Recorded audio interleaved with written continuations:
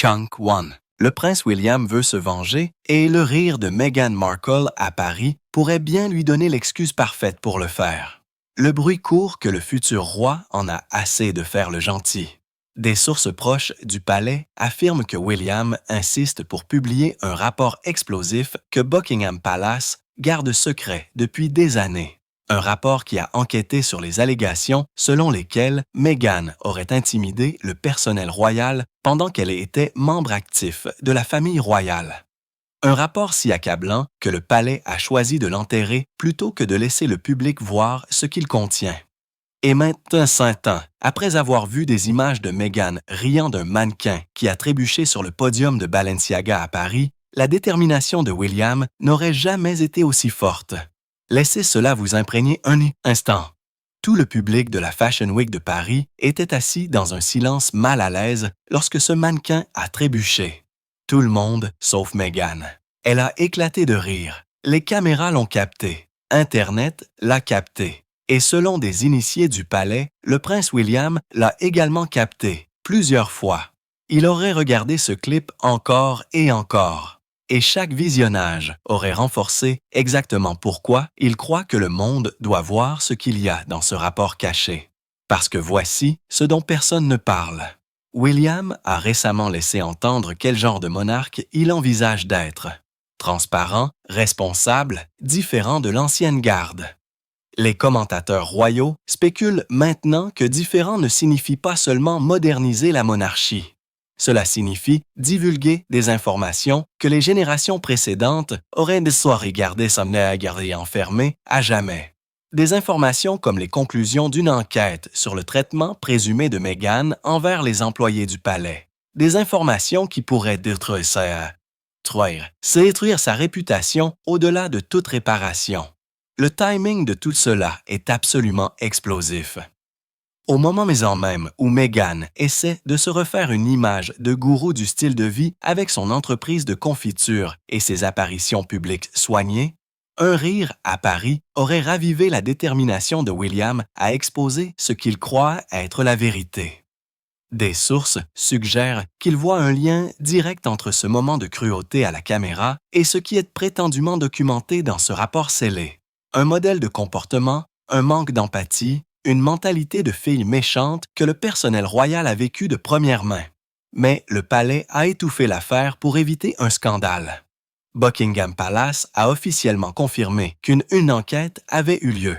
Ils ont admis qu'un examen avait été achevé, mais ils ont ensuite tout enfermé, affirmant qu'ils devaient protéger la vie privée des personnes impliquées. Mais qui protégeait-il réellement? Chunk 2. Les employés qui auraient pleuré dans les toilettes et fui l'emploi de leurs rêves. Ou Meghan Markle, dont le récit de victime soigneusement élaboré s'effondrerait si la vérité éclatait. Et maintenant que ce rire à Paris aurait rappelé à William exactement pourquoi le silence n'est plus une option.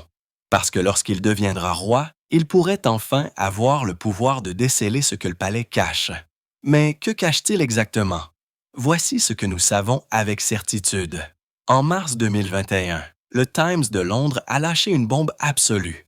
Ils ont publié des allégations selon lesquelles Meghan Markle avait intimidé des membres du personnel royal pendant son séjour au palais de Kensington. Les allégations étaient graves. Plusieurs employés se seraient plaints de son comportement. Certains diraient ça. Et un assassin aurait quitté leur poste en larmes. D'autres ont fui ce qu'ils ont décrit comme un environnement de travail toxique, et le palais n'a pas pu l'ignorer.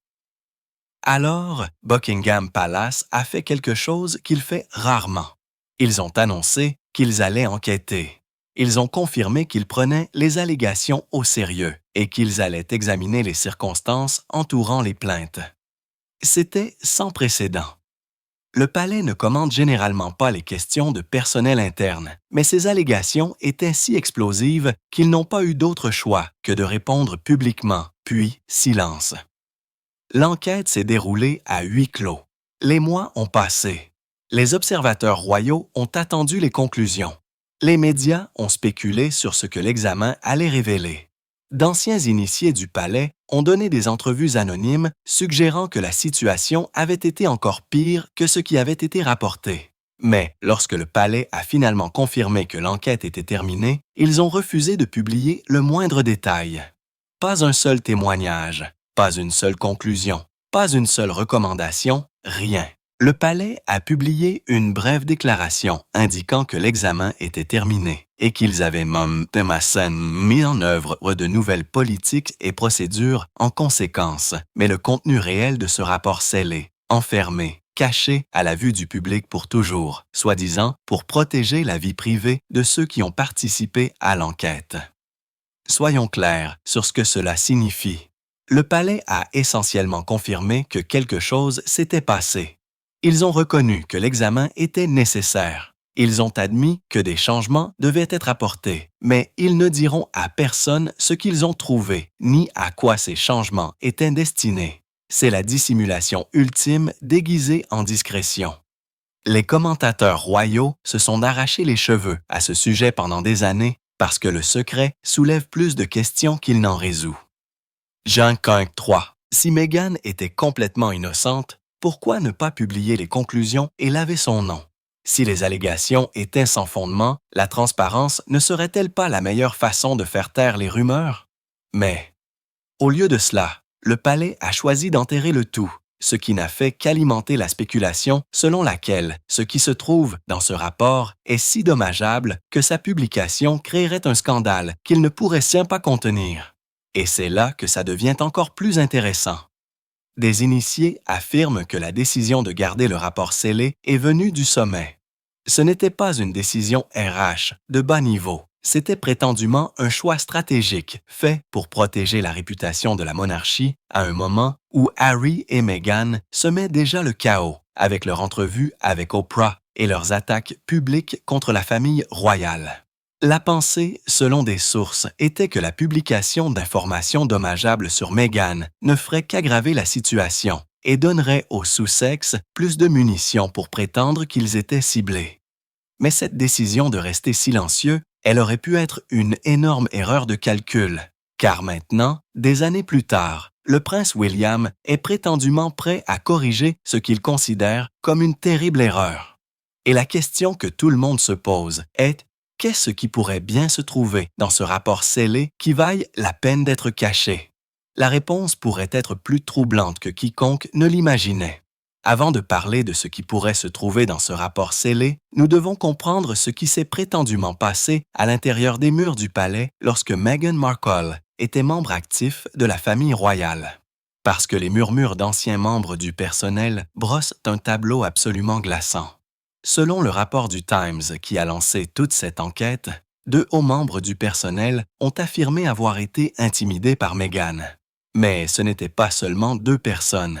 Des sources ont suggéré que plusieurs employés avaient soulevé des préoccupations concernant son comportement pendant son séjour au palais de Kensington. Et les histoires qui ont fuité étaient troublantes.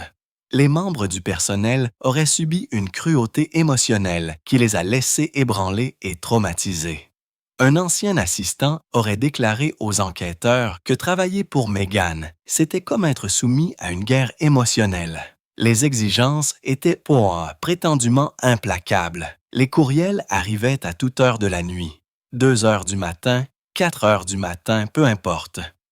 Les membres du personnel étaient censés répondre immédiatement, peu importe l'heure ou ce qu'ils faisaient. Et s'ils ne le faisaient pas, des sources affirment qu'il y aurait des conséquences, colère, accusation d'incompétence, humiliation publique devant d'autres membres de l'équipe. Mais ça empire. Des initiés chuchotent que Meghan avait prétendument une façon de faire en sorte que le personnel se sente inutile. Une source a affirmé qu'elle réduisait des adultes à l'état de pleurs avec ses critiques. Une autre a suggéré que ces normes étaient impossibles à atteindre. Et lorsque le personnel échouait inévitablement, elle se déchaînait prétendument avec une fureur totalement disproportionnée par rapport à l'erreur commise. Nous parlons de personnes qui travaillaient pour la famille royale depuis des années. Des professionnels expérimentés qui savaient comment gérer les situations de haute pression, qui s'effondraient prétendument à cause du traitement qu'ils recevaient. Et voici ce qui rend cela encore plus dévastateur. Chunk 4. Ce n'étaient pas seulement des employés au hasard qui ne s'entendaient pas avec leur patron. C'étaient des gens qui avaient rêvé de travailler pour la famille royale. Ils avaient consacré leur carrière à servir la monarchie et, selon les rapports, plusieurs d'entre eux ont quitté leur poste plutôt que de continuer à travailler dans ces conditions. Ce n'est pas un roulement de personnel normal. Ce sont des gens qui fuient une situation qu'ils trouvaient insupportable. Une allégation particulièrement accablante concernait le traitement du personnel par Meghan pendant sa grossesse avec Archie.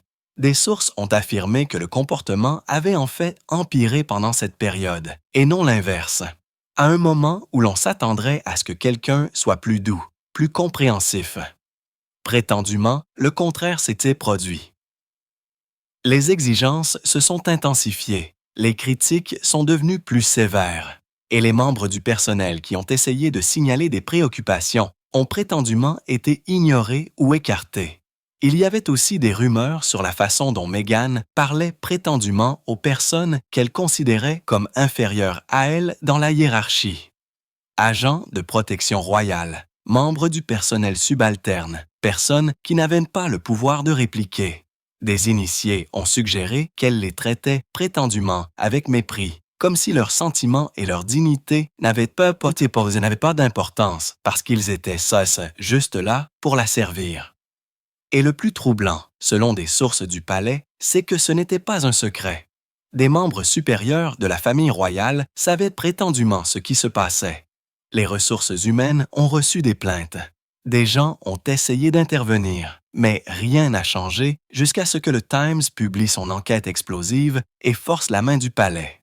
Maintenant, tout cela est censé être documenté dans un rapport que personne n'est autorisé à voir, mais cela pourrait être sur le point de changer. Avançons rapidement jusqu'à la Fashion Week de Paris 2025. Meghan Markle est assise au premier rang du défilé Balenciaga.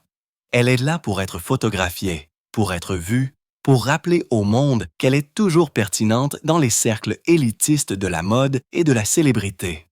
Les caméras tournent, le spectacle bat son plein. Et puis, un mannequin trébuche. Elle trébuche juste là sur le podium devant tout le monde. La réaction du public est immédiate. Silence. Cette respiration collective inconfortable qui se produit lorsque quelqu'un tombe en public. Chunk 5. C'est instinctif.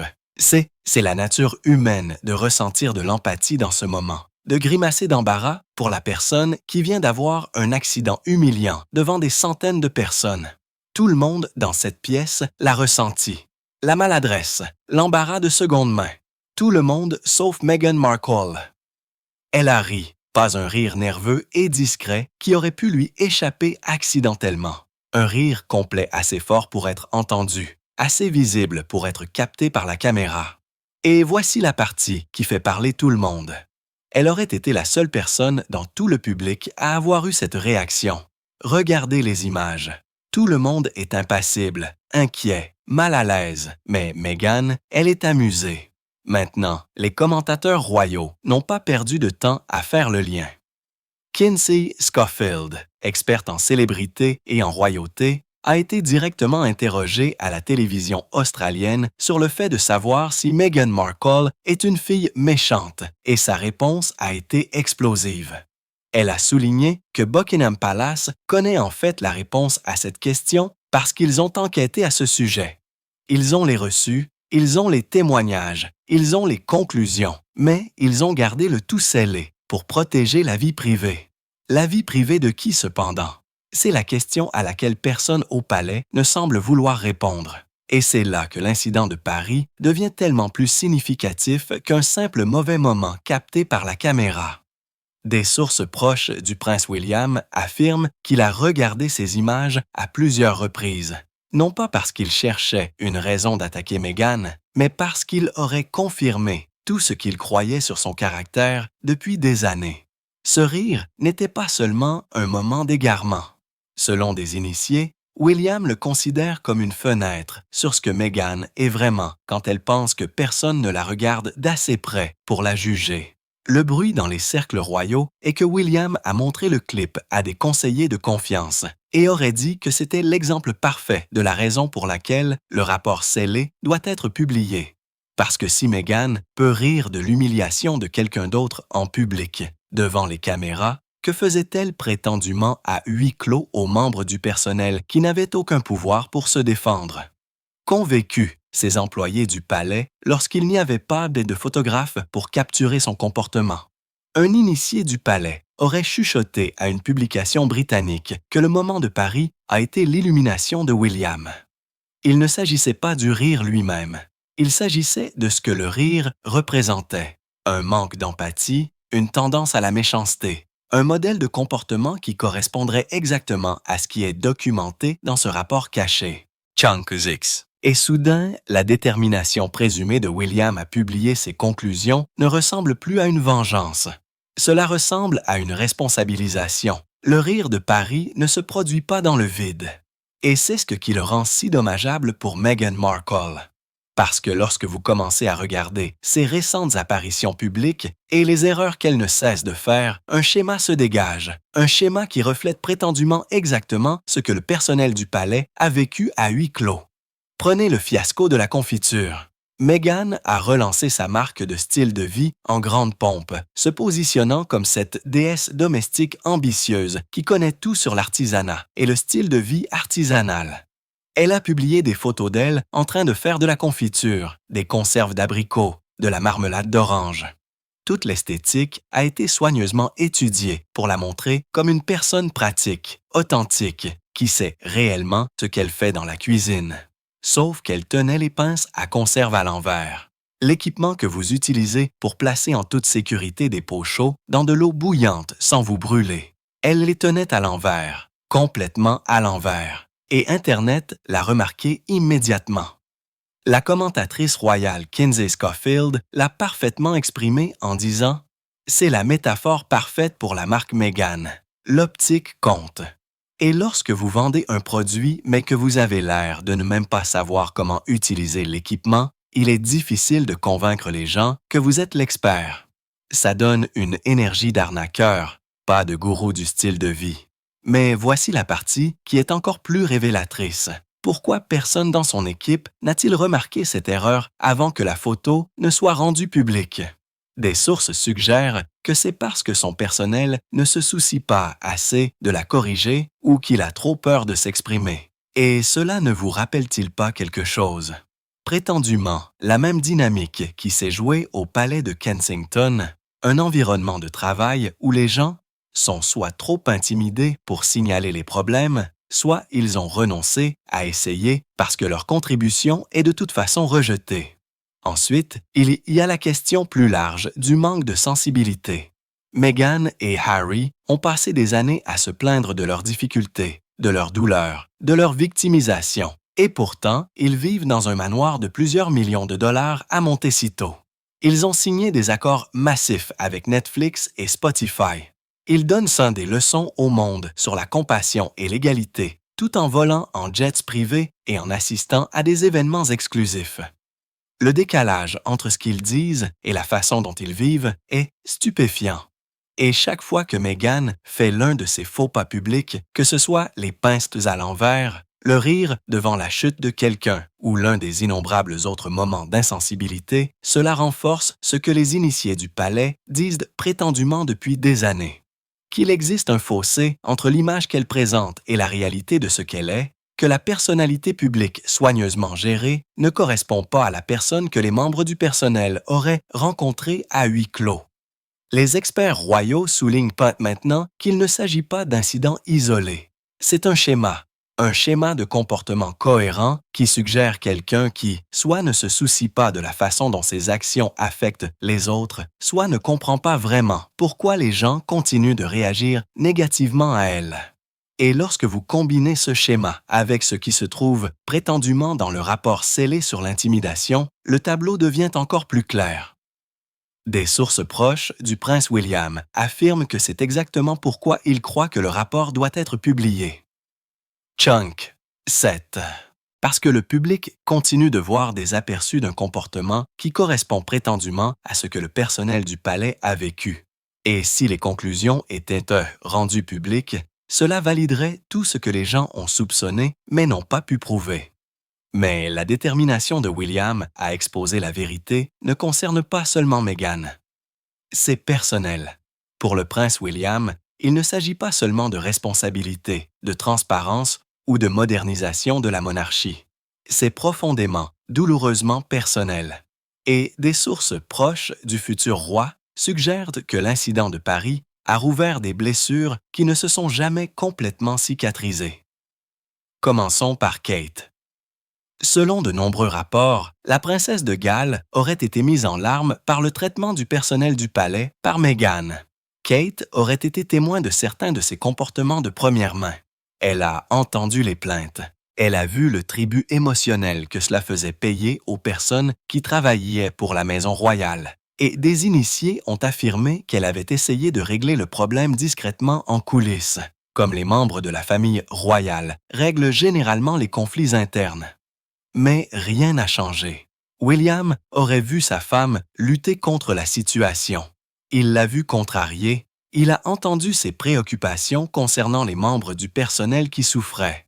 Et selon des sources, il s'est senti impuissant à protéger les personnes qui travaillaient pour sa famille, parce que le palais était plus préoccupé par le fait d'éviter un scandale que de répondre aux allégations. Ce sentiment d'impuissance, c'est apparemment quelque chose que William ne s'est jamais pardonné. Mais ça va plus loin que la simple situation du personnel. William croit prétendument que le comportement de Meghan a causé des dommages irréparables à la réputation de la monarchie à un moment où la famille royale essayait de se moderniser et de se connecter avec les jeunes générations. Les allégations d'intimidation sont devenues une énorme distraction. Elles ont alimenté tous les discours négatifs sur le fait que les membres de la famille royale sont déconnectés de la réalité, cruels, élitistes. Et William était apparemment furieux qu'une seule personne puisse créer autant de chaos en si peu de temps. Ensuite, il y a Harry, le frère avec qui William a grandi, le frère qu'il a protégé après la mort de leur mère, le frère qu'il pensait toujours avoir de son côté. Harry a choisi Meghan plutôt que sa famille. Il a cru à sa version des événements plutôt qu'aux préoccupations soulevées par le personnel du palais. Il l'a défendue publiquement et a attaqué les membres de la famille royale qui ont essayé de la tenir responsable, et William voit prétendument cela comme l'ultime trahison. Des initiés royaux chuchotent que William considère le rapport scellé comme la clé de tout. S'il était publié, si les conclusions étaient rendues publiques, cela validerait les préoccupations que Kate et lui ont soulevées il y a des années. Cela prouverait que le palais ne ciblait pas Meghan par racisme, jalousie ou toute autre accusation qu'elle a portée. Cela montrerait qu'il y avait des raisons légitimes à la tension, que les membres du personnel avaient de véritables griefs, que les plaintes n'étaient pas fabriquées ou exagérées. Et maintenant, après avoir vu Meghan rire du malheur de quelqu'un à Paris, après l'avoir vu continuer à jouer la victime tout en faisant preuve de cruauté en public, la détermination de William s'est soi-disant renforcée. Des sources affirment qu'il en a assez de rester silencieux. Il en a assez de protéger quelqu'un qui, selon lui, n'a montré aucune pitié envers les personnes qui travaillaient pour sa famille. Lorsqu'il deviendra roi, les règles changeront et Meghan pourrait enfin faire face aux conséquences qu'elle a évitées pendant des années. La relation entre William et Harry n'est pas seulement tendue, elle est anéantie. Et Meghan se trouve au centre de cette destruction, comme une bombe qui a explosé et continue d'envoyer des ondes de choc des années plus tard. Récapitulons les dégâts. Il y a eu d'abord l'entrevue avec Oprah. Harry et Meghan se sont assis avec l'une des personnalités médiatiques les plus puissantes au monde et ont lancé des grenades sur la famille royale. Ils ont affirmé que quelqu'un dans la famille avait fait des commentaires racistes sur la couleur de peau d'Archie. Ils ont suggéré que Kate avait fait pleurer Meghan à propos des robes des filles d'honneur, renversant une histoire. Une histoire que des initiés affirment s'être produite dans le sens inverse. Ils ont dépeint les membres de la famille royale comme étant froids, insensibles et piégés dans une institution dépassée qui refusait de protéger la santé mentale de Meghan. L'entrevue a été dévastatrice. Elle a été diffusée dans plus de 70 pays. Des millions de personnes ont regardé Harry et Meghan se positionner comme des victimes fuyant une famille toxique. Et William, il a dû s'asseoir là et encaisser le coup. Il ne pouvait pas se défendre sans avoir l'air mesquin. Il ne pouvait pas partager son point de vue sans violer le code royal de ne jamais se plaindre, ne jamais s'expliquer. Alors, Dassas est resté silencieux pendant que sa réputation était déchiquetée à la télévision mondiale. Ensuite, il y a eu la série documentaire de Netflix, 6 épisodes de Harry et Meghan ressassant leurs griefs, partageant des moments privés et dépeignant une fois de plus la famille royale comme des méchants, plus d'accusations, plus d'implications, plus de drames conçus pour maintenir les Sussex pertinents et sympathiques tout en faisant paraître William et le reste des membres de la famille royale comme étant sans cœur. Et si cela ne suffisait pas, Harry a publié Spare, des mémoires qui ont divulgué des secrets de famille, décrit des altercations physiques avec William et dépeint son frère comme étant colérique et insensible. Harry n'a pas seulement brûlé des ponts avec ce livre, il les a incinérés et a dispersé les cendres. Des initiés proches de William affirment qu'il a atteint un point de non-retour. Il n'y a aucune réconciliation possible après le niveau de trahison publique que Harry a commise. Et William blâme prétendument Meghan pour tout cela. Des sources suggèrent qu'il croit qu'elle a isolé Harry de sa famille, l'a manipulé pour qu'il considère les membres de la famille royale comme des ennemis et a orchestré toute la campagne médiatique pour servir ses propres intérêts. Mais voici ce qui ronge William. Selon Palace Whispers, Harry et Meghan ont contrôlé le récit pendant des années. Chunk 9. Ils se sont positionnés comme les parties lésées. Ils ont bâti une marque autour du fait d'être victimes de cruauté institutionnelle, et le palais est resté surtout silencieux, ce qui a permis à ce récit de s'enraciner dans la conscience publique. William croit prétendument que le rapport scellé sur l'intimidation est la bombe de vérité qui pourrait enfin faire évoluer le récit. Cela montrerait que les Sussex n'étaient pas des victimes innocentes. Cela prouverait qu'il y avait des raisons légitimes à la tension entre Meghan et le palais. Cela exposerait ce que William considère comme une manipulation calculée déguisée en vulnérabilité. Et chaque jour où ce rapport reste scellé, les mensonges continuent sans être contestés. Alors, que cache exactement Buckingham Palace? Qu'y a-t-il dans ce rapport qui soit si explosif qu'ils l'ont gardé enfermé pendant des années? La spéculation bat son plein et d'après ce que les initiés ont divulgué au fil du temps, le contenu pourrait être absolument dévastateur pour Meghan Markle. Premièrement, il y aurait prétendument des témoignages de plusieurs membres du personnel du palais, pas seulement 1 ou 2 employés mécontents qui ne s'entendaient pas avec leur patron. Nous parlons de récits détaillés de professionnels expérimentés qui ont travaillé au plus haut niveau de la maison royale. Ces témoignages décrivent prétendument des incidents spécifiques, des dates spécifiques, des exemples spécifiques de comportements qui ont dépassé la limite entre exiger et abuser. Des sources suggèrent que le rapport comprend une documentation des courriels de minuit, des captures d'écran, des horodatages, des preuves de la communication implacable à laquelle les membres du personnel étaient censés répondre à toute heure. Et prétendument, ce n'est pas seulement le moment qui est dommageable, c'est le ton. Des initiés chuchotent que certains de ces courriels contenaient un langage dégradant, condescendant et conçu pour humilier plutôt que simplement transmettre des instructions. Ensuite, il y a la possibilité de plaintes enregistrées. Les ressources humaines ne se contentent pas de prendre des rapports verbaux et de les classer. Elles documentent tout, ce qui signifie qu'il pourrait y avoir des formulaires de plainte officiels, des déclarations écrites de membres du personnel détaillant ce qu'ils ont vécu, et potentiellement même des enregistrements de réunions où ces questions ont été discutées. Tout cela ferait partie du dossier d'enquête. Mais voici où ça devient encore plus sérieux. Des experts royaux spéculent que le rapport pourrait inclure des évaluations psychologiques de l'environnement de travail. Lorsque le palais a embauché un cabinet d'avocats externes pour mener l'enquête, il ne plaisantait pas. Ce type d'examen comprend généralement une analyse experte de la question de savoir si le lieu de travail était toxique, si le comportement constituait de l'intimidation en vertu du droit du travail britannique et quel a été l'impact à long terme sur les employés concernés. Il y a aussi des spéculations sur les entrevues de départ.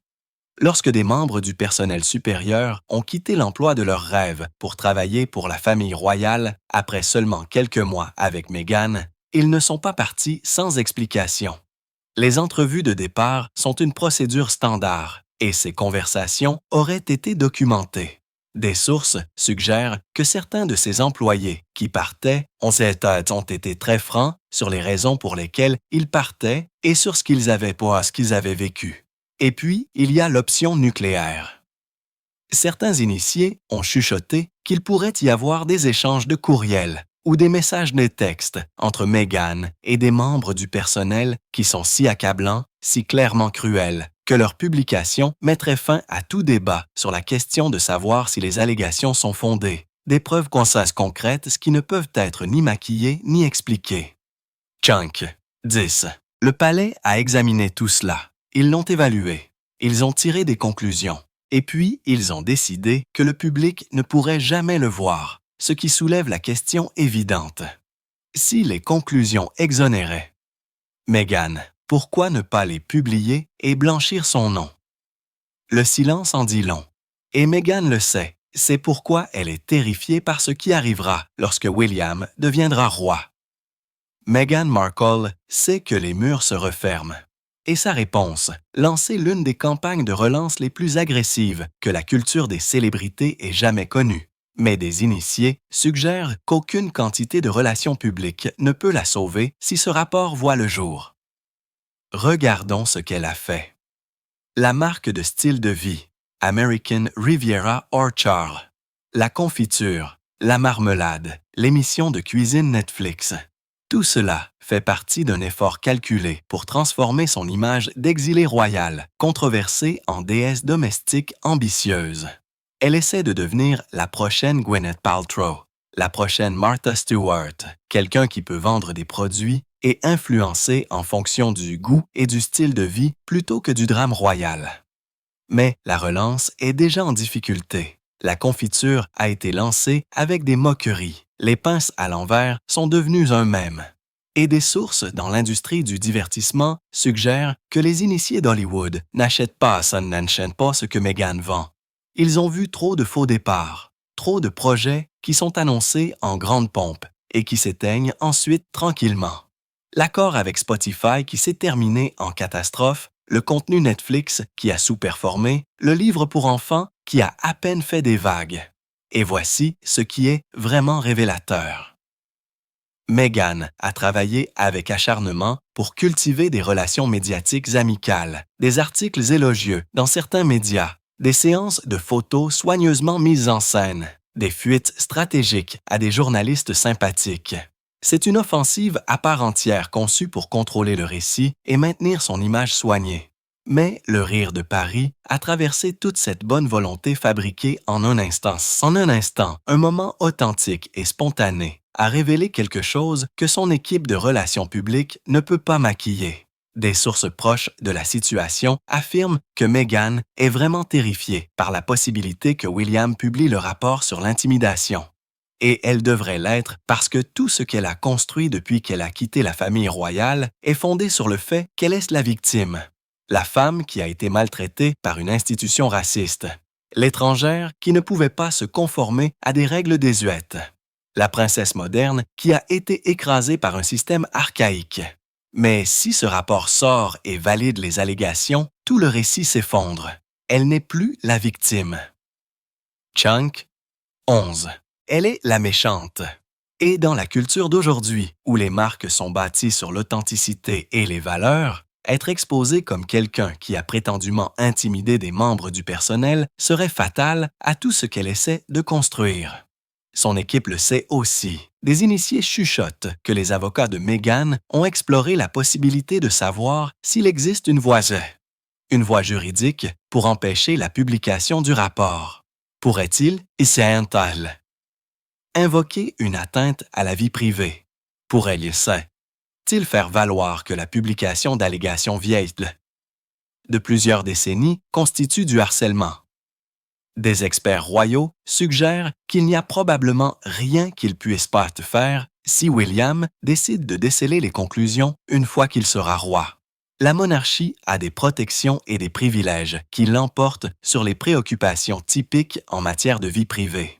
Alors, Meghan est coincée à jouer en défense, essayant de reconstruire son image tout en sachant que tout pourrait s'effondrer au moment où William montera sur le trône. Le couronnement du roi. William marquera plus qu'un simple changement de direction.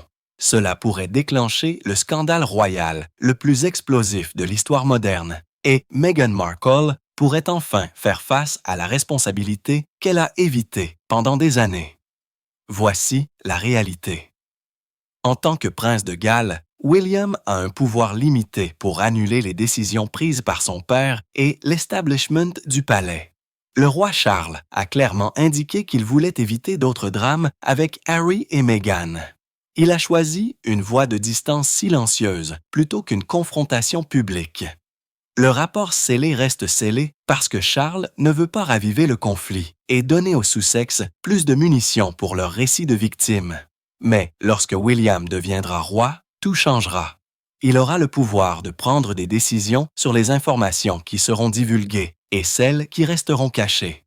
Il n'aura pas besoin de la permission des fonctionnaires du palais ou des conseillers qui accordent la priorité à l'évitement du scandale plutôt qu'à la révélation de la vérité. Le choix lui appartiendra seul et des sources proches de William suggèrent qu'il planifie ce moment depuis des années. Les commentateurs royaux spéculent déjà sur ce que seraient les retombées si William le faisait réellement. La publication du rapport dominerait les cycles d'information pendant des mois. Chaque détail serait disséqué, chaque témoignage serait analysé. Meghan serait forcée de répondre, et sa réponse validerait les conclusions ou la ferait paraître sur la défensive et malhonnête. Mais il y a aussi un risque énorme pour William. Certains experts royaux ont averti que la publication du rapport pourrait se retourner contre lui de façon spectaculaire. Cela pourrait donner à la monarchie une image mesquine et vengeresse. Cela pourrait être perçu comme un coup bas à une femme qui n'a plus la protection du statut royal, et cela raviverait définitivement le fossé transatlantique, le public américain se rangeant potentiellement du côté de Meghan tandis que le public britannique soutient William. Il y a aussi le facteur Harry. La publication d'informations dommageables sur Meghan anéantirait toute possibilité restante de réconciliation avec son frère. Chunk 12. Harry a défendu Meghan avec acharnement pendant des années. Il a bâti toute son identité post-royale autour de la protection de celle-ci contre l'institution, qui, selon lui, les a tous les deux fait échouer. Si William expose son comportement présumé dans un rapport officiel, Harry le considérera comme l'ultime trahison. La rupture deviendrait permanente et irréparable. Pourtant, des initiés affirment que William a fait la paix avec tous ces risques. Il croit prétendument que la protection de l'intégrité de la monarchie exige de dire la vérité, même lorsque la vérité est inconfortable. Il a vu Meghan et Harry profiter de leur récit de victimes pendant des années. Il les a vus attaquer sa famille à plusieurs reprises pendant que le palais restait silencieux. Et des sources suggèrent qu'il a atteint un point où il pense que le silence a fait plus de mal que la transparence ne pourrait jamais en faire. L'incident de Paris aurait tout cristallisé pour lui. Ce rire n'était pas seulement un mauvais moment. C'était la confirmation que la personne décrite dans ce rapport scellé est la vraie Meghan. Et William croit apparemment que le public mérite de savoir ce que le personnel du palais a enduré afin qu'il puisse porter des jugements éclairés sur qui sont réellement les Sussex. La question n'est donc plus de savoir si William veut publier le rapport. La question est de savoir s'il aura réellement le courage d'appuyer sur la détente lorsque la couronne sera enfin sur sa tête et si Meghan peut survivre aux retombées s'il le fait. Qu'en pensez-vous? William publiera-t-il vraiment le rapport une fois qu'il sera roi? Ou choisira-t-il la paix plutôt que la vérité? Déposez vos pensées ci-dessous. Appuyez sur ce bouton. J'aime et assurez-vous de vous abonner parce que la prochaine vidéo sortira bientôt et vous ne croirez pas ce que nous avons découvert ensuite. Le drame royal est loin d'être terminé et nous vous apportons tous les détails explosifs au fur et à mesure qu'il se déroule.